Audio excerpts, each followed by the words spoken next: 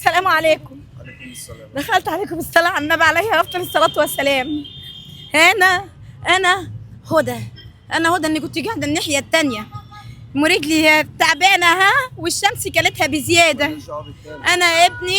انا قلت قبل كده ان انا ابني ضايع مني ومش لاقيه اشوفه فين ومش معايا شهاده ميلاد ليه ونفسي اطلع له شهاده ميلاد. قلبي محصور عليها وفيها الاخر وهو ابني في ابو هتاته زياد محمود عيد السيد رزق وانا امه هدى. انا ابو حرب عبد المتجلي سلام بالحلال والله العظيم. بس مش اكتر غير ان انا ما كانش ليا حد يطلع لي بطاقه وبطاقتي لسه طالعه. ربنا كرمني بحد طلع لي بطاقتي. اقفوا معايا وسجلوها لي وطلعوا لي يا ابني. انا ماليش حد الا ربنا. اصل انتوا مش فاهمين ربنا كتب لكم ان انتوا ربنا يبقى معاكم ويديكم علشان تقفوا معايا هنا وسيبكم مني هنا.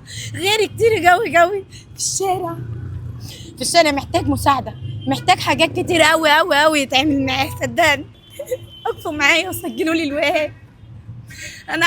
انتوا لما ابنكم بيقول احنا جعانين ولا عايز لعبه بياخد بعضكم بتنزلوا تجيبوا لي اللعبه. انا عيلي والله العظيم بينام من غير حشا والله العظيم. هم دول عيالك صح؟ لا ده مش عيل، ده ابني انا. طب وده قاعد معاك ازاي؟ ده ابني موضة جنبي قاعده بس بيحب عيل يعني بيلعبوا مع بعض.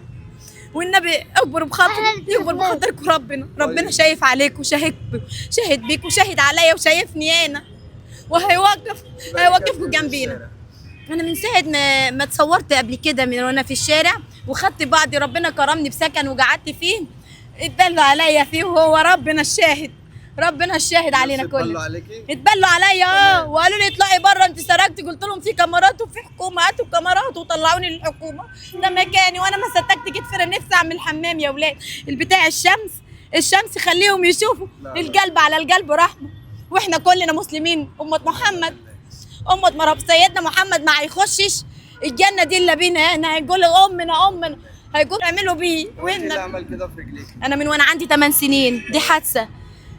كنت بنقل آخر ورقة في المدرسة بتاعتي من منشية ناصر لأبو رواش وحادثة الميكروباص والتوك توك بتاع 2007 بتاع زمان رجلي عطست فيه. هما الاتنين. أنا طلب من ربنا ثم منكم.